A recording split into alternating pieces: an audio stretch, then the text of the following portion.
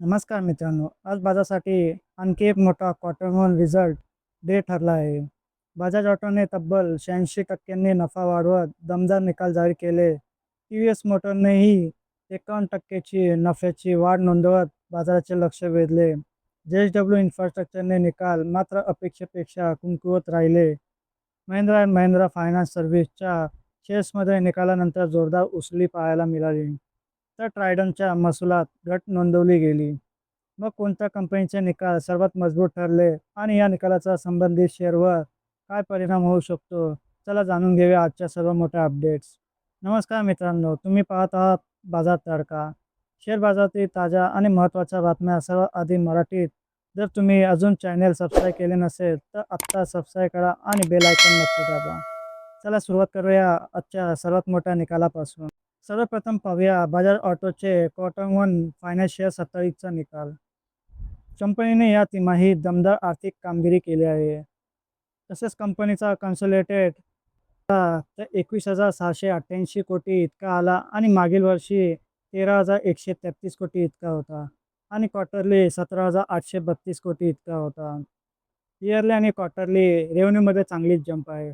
तसंच कंपनीचा total expense म्हणजे खर्च पाहिला तर यावर्षी 17,949 कोटी इतका आला आणि मागील वर्षी 10,681 कोटी इतका होता आणि क्वार्टरली 15,390 कोटी इतका होता. आता आता कंपनीचा नेट प्रॉफिट पाहिला तर यावर्षी 3,225 कोटी इतका आला आणि मागील वर्षी 2,210 कोटी इतका होता. तर इयरली पाहिलं तर कंपनीने चांगलीच ग्रोथ केली आहे आणि इयरली कंपनीचा नेट प्रॉफिटमध्ये चांगलाच वाढ आहे. तसंच क्वार्टरली 3,661 कोटी कोटी आला. क्वार्टरली पाहिलं तर कंपनीचा नेट प्रॉफिटमध्ये थोडीशी घट झाली आहे. पण इयरली कंपनीने चांगलेच जंप मारले आहे. इलेक्ट्रिक व्हेकल सेगमेंटमधील वाढ आणि CNG मॉडेल्सनाही चांगला प्रतिसाद मिळत आहे. एकूणच बजाज ऑटोने बाजाराच्या अपेक्षेपेक्षा मजबूत निकाल सादर केले आहेत. तरीही बजाज ऑटोच्या शेअर्समध्ये आज जवळपास 1% ची घट झाली आहे. पण आजच्या या निकालाचा उद्या बजाज ऑटोच्या शेअर्सवर काय परिणाम होणार हे पाहण्यासारखं असेल. आता येऊया जे-एस-डब्ल्यू इन्फ्रास्ट्रक्चरचा क्वार्टर वन फायनान्शियल 27चा निकाल. कंपनीचा कन्सोलिडेटेड रेव्हेन्यू पाहिला तर ह्या वर्षी 1,501 कोटी इतका आला आणि मागील वर्षी 1,313 कोटी इतका होता आणि क्वार्टरली 1,612 कोटी इतका होता. इयरली पाहिलं तर कंपनीच्या रेव्हेन्यूमध्ये वाढ आहे, पण क्वार्टरली थोडीशी घट आहे. तसं कंपनीचा खर्च पाहिला तर यावर्षी 1,038 कोटी इतका होता आणि मागील वर्षी 841 कोटी इतका आला होता. तसंच क्वार्टरली 1,041 कोटी इतका होता. तसंच कंपनीचा नेट प्रॉफिट पाहिला तर यावर्षी 367 कोटी इतका आला आणि मागील वर्षी 362 कोटी इतका होता आणि क्वार्टरली 315 कोटी इतका होता. तर इयरली कंपनीमध्ये फारशी नाही, पण थोडीशी वाढ आहे. तरीही कंपनीचा नेट प्रॉफिट जवळपास 10% घटला आहे.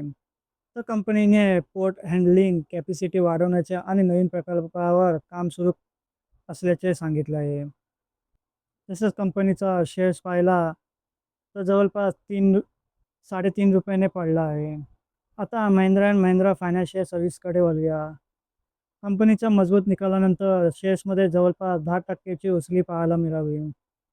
तसंच कंपनीचा कन्सोलिडेटेड फायनान्शियल रिझल्ट पाहिला तर रेव्हेन्यू यावर्षी 5,717 कोटी इतका आला आणि मागील वर्षी 4,990 कोटी इतका होता आणि क्वार्टरली 5,538 कोटी इतका होता.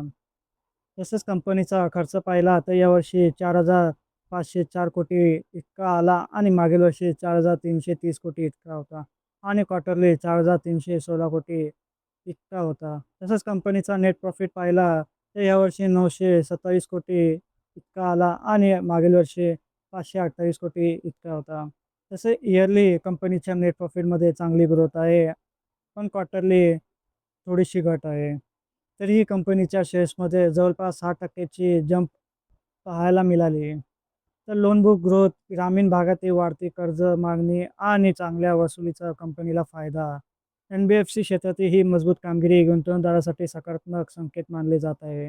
आता येऊया ट्रायडंट क्वार्टर वन फायनान्शियल 27चा निकाल. तर कंपनीचा कन्सोलिडेटेड रेव्हेन्यू पाहिला तर यावर्षी 18,032 कोटी इतका आला आणि मागील वर्षी 17,270 कोटी इतका होता. तसंच क्वार्टरली 16,501 कोटी इतका होता. इयरली आणि क्वार्टरली कंपनीच्या रेव्हेन्यूमध्ये चांगली जंप आहे. तसंच कंपनीचा खर्च पाहिला तर यावर्षी 15,872 कोटी इतका आला आणि मागील वर्षी 15,391 कोटी इतका होता. तसेच क्वार्टरली 15,071 कोटी इतका होता. कंपनीचा नेट प्रॉफिट पाहिला तर यावर्षी 1,580 कोटी इतका आला आणि मागील वर्षी 1,399 कोटी इतका होता. तसंच क्वार्टरली 1,019 कोटी इतका होता. इयरली आणि क्वार्टरली कंपनीने चांगलीच ग्रोथ केली आहे आणि कंपनीचा नेट प्रॉफिटमध्ये चांगलीच जंप आहे. टेक्सटाईल आणि पेपर व्यवसायातील मागणीतील बदलाचा परिणाम महसुलावर झाला, तरी कंपनीने खर्च नियंत्रणावर भर दिल्याचे सांगितले आहे. तरीही कंपनीच्या शेअर्समध्ये जवळपास 1% ची घसरण झाली आहे. तर आजच्या या निकालाचा उद्याच्या शेअर्सवर काय परिणाम होईल हेही पाहण्यासारखे असेल. आता येऊया सर्वात लास्ट आणि मोठी बातमी म्हणजे टी-व्ही-एस मोटरचा क्वार्टर 1 फायनान्शियल 27चा निकाल. तर टी-व्ही-एस मोटरने दमदार आर्थिक कामगिरी केली आहे. तर कंपनीचा स्टँडअलोन फायनान्शियल रिझल्ट पाहिला तर रेव्हेन्यू यावर्षी 14,046 कोटी इतका आला आणि मागील वर्षी 10,115 कोटी इतका होता आणि क्वार्टरली 12,791 कोटी इतका होता. कंपनीचा खर्च पाहिला तर यावर्षी 12,457 कोटी इतका आला आणि मागील वर्षी 9,065 कोटी इतका होता. कंपनीचा नेट प्रॉफिट पाहिला तर यावर्षी 1,173 1,174 कोटी इतका आला आहे आणि मागील वर्षी 775 कोटी इतका होता आणि क्वार्टरली 997 कोटी इतका होता. इयरली आणि क्वार्टरली कंपनीच्या नेट प्रॉफिटमध्ये चांगलीच जंप आहे आणि नेट प्रॉफिटमध्ये 51% ची वाढ आहे. दुचाकी आणि स्कूटर विक्रीत वाढ, निर्यातीत सुधारणा आणि ईव्ही व्यवसायाचा विस्तार यामुळे नफ्यात मोठी वाढ झाली. निकालानंतर कंपनीच्या शेअर्समध्ये जवळपास 60% ची उसळी पाहायला मिळाली. तर आजच्या सर्व निकालाचे विश्लेषण पाहिले तर आजच्या निकालामध्ये ऑटो सेक्टर सर्वात मजबूत दिसून आला. बजाज ऑटो आणि टी-व्ही-एस मोटर यांनी उत्कृष्ट आर्थिक कामगिरी केली. फायनान्शियल सेक्टरमध्ये महिंद्रा फायनान्सने दमदार वाढ नोंदवली. इन्फ्रास्ट्रक्चर क्षेत्रात जे.एस.डब्ल्यू इन्फ्रास्ट्रक्चरवरही काही दबाव दिसून आला. तर टेक्सटाईल सेक्टरमध्ये टायडनचे निकाल मिश्र राहिले. यावरून वेगवेगळ्या क्षेत्रातील वाढीचा वेग अजूनही वेगळा असल्याचे स्पष्ट. तर कन्क्लुजन पाहिला तर एकंदरीत आजच्या निकालामध्ये बजाज ऑटो, टी-व्ही-एस मोटर आणि महिंद्रा फायनान्स यांची सर्वाधिक प्रभावी कामगिरी केली आहे. जे.एस.डब्ल्यू इन्फ्रास्ट्रक्चर आणि टायडन यांच्यासमोर काही आव्हाने कायम असल्याचे दिसत आहे. आता बाजार या निकालांना कसा प्रतिसाद देतो याकडे गुंतवणूकदाराचे लक्ष राहील. तुमच्या मते आजच्या सर्व निकालामध्ये सर्वात कामगिरी दमदार कोणत्या कंपनीची आहे?